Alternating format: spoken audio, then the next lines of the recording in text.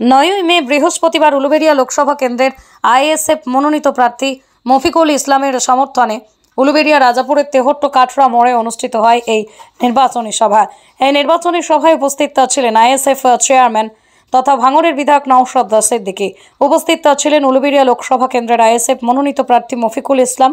উপস্থিত ছিলেন উলুবেড়িয়া লোকসভা কেন্দ্রের আইএসএফ এর পর্যবেক্ষক ডাক্তার আফতাব মোল্লা। উপস্থিত ছিলেন আইএসএফ নেতা রাজীব আলী লস্কর। উপস্থিত ছিলেন তেহট্ট কাঁটাবেড়িয়া 2 নম্বর অঞ্চলের একাধিক আইএসএফ নেতৃত্বের পাশাপাশি বহু কর্মী সমর্থক।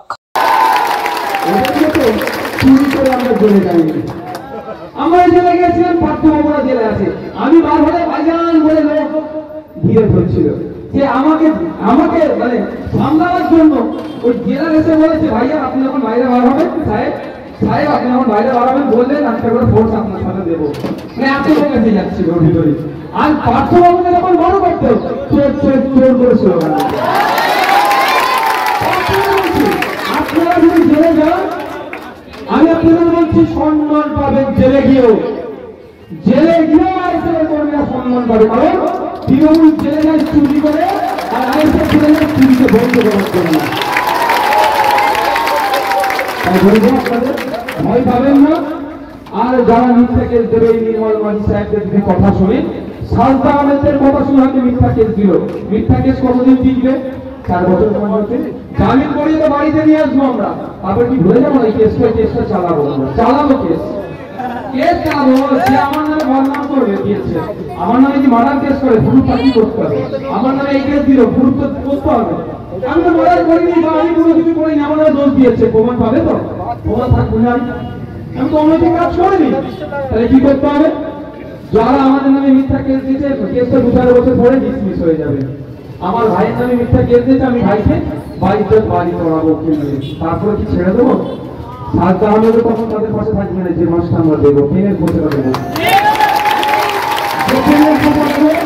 আমি বারবার একটা কথা বলছি, আইনকে হাতে তুলে দেবেন না, পুলিশ বন্ধুকে সহযোগিতা করবেন। যারা আইন বহির্ভূত কাজ করবে 5 টাকার বিলের এমন খোঁজা দেবো, তার এই খোঁজা একটা ভর্তিচলের থেকেও ভয়ঙ্কর করতে হবে। কথা বলুন। ভাঙড়ের মুকুটবিহীন স্বঘোষিত সম্রাট আরাবুল ইসলাম জেলের ভাত খাচ্ছে, কিন্তু আইএসএফের পেয়ের খোঁজা দেন আমাকে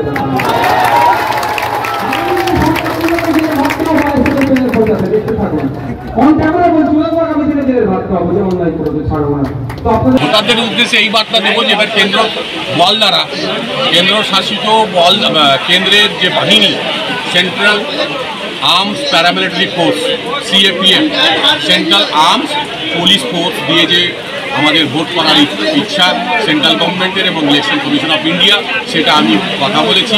প্রত্যেকটা বুথে যেন মিনিমাম 4টে করে সেন্ট্রাল ভোট থাকে, প্রত্যেকটা বুথ সিসি ক্যামেরা এবং ডাইরেক্ট টেলিকাস্ট হবে, সেখানে সব অফিসারগুলো দেখবে এবং কোনোরকমভাবে যেন এখানে বিভ্রান্তিকর বা বুথ ক্যাপচার বা ভায়োলেশন বা রিগিং যেন না হয়, এগুলো অ্যাসিওর করেছে আমাদের ডিএসপি, এসপি, অ্যাডিশনাল এসপি এবং আমাদের অবজারভার, রিটার্নিং অফিসার সবাই এসছেন। তাদের সাথে কথা বলেছি যে দেখুন, আমি এক্স বিএসএফ লোক, আমিও ভোট করিয়েছি বিএসএফে চাকরি করাকালীন।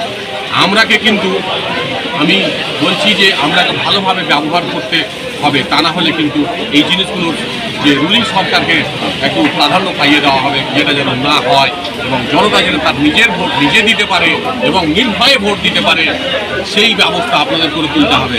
দেখুন, আইনের ঊর্ধ্বে কেউ না, এটা গণতন্ত্র দেশ, আইনের ঊর্ধ্বে আমরা কেউ না। যদি মনে করে যে ক্ষমতার বলে পুলিশের ভয় দেখিয়ে আমরা ভোট লুট করব, আইন কাউকে ছেড়ে কথা বলে না। বিগত দিনে বড় বড় যারা মাথায় হাত রেখেছিল, বড় বড় উপরতলার নেতারা, এখানে চুনোপটি যারা জ্বালাতন করছে, তাদেরকেও আমরা আইনের মাধ্যমে পরাস্ত করতে চাই।